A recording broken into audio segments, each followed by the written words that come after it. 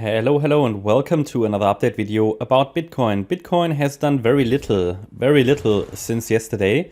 The main support level for the current scenario, which is the idea of an unfolding wave 4, remains at $35,000. That's only support. It doesn't mean the price has to come down to 35,000. But the area between 41,800 and 35,000 is the main support area for the currently white scenario, in which the price could move quite directly to, new all-time highs, basically, 125K. I might put in another 1-2 setup. I mentioned that in the last few videos, because I'm still thinking about how to label this move to the upside. There might be another wave, another 1-2 setup, and then we have another 3-4. Basically, it could then push it more clearly towards 125K, but there's no rush to deal with that. This would only really impact targets in the medium term, long term. But yeah, the idea is Bitcoin is still caught in this correction. Very little price action today and yesterday. Bitcoin already dropped in a very direct fashion last Friday into this support area. And this could be an A, B, C structure. And that's what we are exploring on the smaller time frame. So we're going to take a look at that in a minute. Alternatively, we have the scenario of a B wave pullback, which can happen also, but it would take a break below 35K to confirm that. Below 35K, the first support is at 31,560. But if really this B wave scenario plays out, it will be likely to get at least to 27,570, maybe even 24,000. I really have a hard time to see the price get any lower. Okay, really, I don't see it that way, but it's of course possible. But I have a really hard time to see the price get down any lower. So for now, the idea is still that Bitcoin is fighting with a wave 4 support. Hasn't really moved much since Friday's drop. Some people might call it a flash crash. It wasn't really a lot, but yeah, it was for Bitcoin probably the most substantial drop since August last year. So let's take a look at the shorter time frame wave count. Okay, so now we're on the 1 hour chart here. You can see that on the 1 hour chart, really very little happened only. So the price dropped in quite an, you could say, aggressive way on Friday, but that was it. It hit the defined support area, highlighted here in yellow, that I just showed you on the daily chart, between 41,800 and 35,000. And so far we can only see 3 waves down. That is possible. It is possible to call that already the first leg down of the wave 4 correction. But it seems like at the moment, until the price gives us more, let's say, more aggressive movement to the upside, it seems like it may want to drop once more and form 5 waves down in wave A. This is sort of what I see as potentially very likely. But then again, as I said yesterday, an A wave doesn't need to be a 5-wave move. A 3-wave move is completely sufficient. So I'm open to both pathways here at the moment.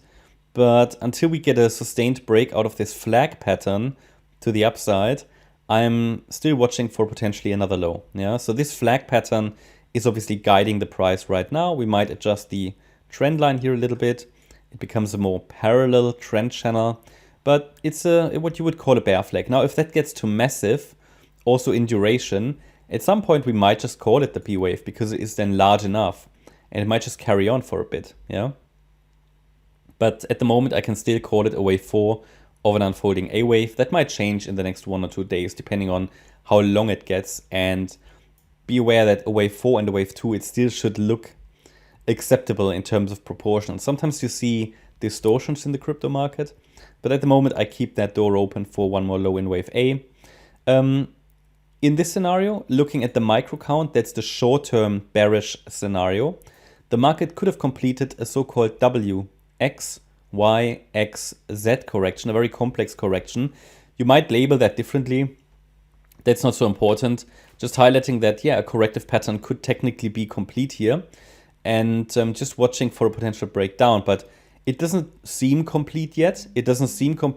Why? Because we haven't seen that rapid reaction into the other direction. So it might still extend further. We might see another push higher, failure, push higher. Okay, so just saying this might still change. but that's the short-term bearish scenario where from here the price could form one more low to the target area between 39,314 and 40,887. In the short term, but only short-term bullish scenario, the first wave down of this larger wave 4 correction is already done. I labeled it here as a W, but it could also be an A wave with 3 waves. It doesn't really matter at the moment, okay? So then the next move up, and it would need to break out of this channel to the upside ideally. Then we would see a Y wave, obviously to the upside here. So W, X, Y in an X wave, and then a Y wave down. Or it would be an A, B, C. It doesn't matter so much. If it's an A, B, C, then the A wave could just be the first wave of a flat structure. And a flat structure implies that the B wave could be quite aggressive. That's what I always say. Be aware that in wave 4 corrections especially, and this is likely one, it's going to be frustrating because B waves can overshoot. So while I gave you here a standard retracement or resistance area, it's between 44,220 and 47,300.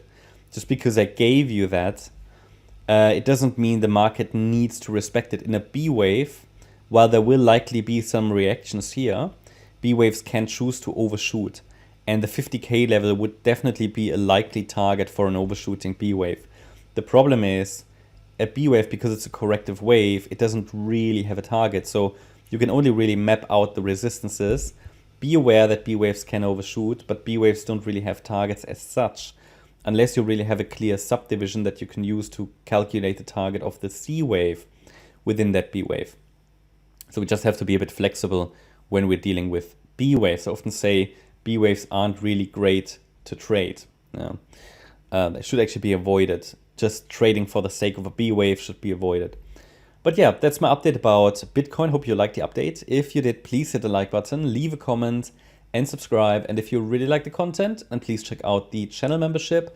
And if you're interested in daily updates about the S&P 500, daily video updates, as well as regular updates about stocks like, for example, Nvidia or Tesla, then check out our S&P 500 and stock service.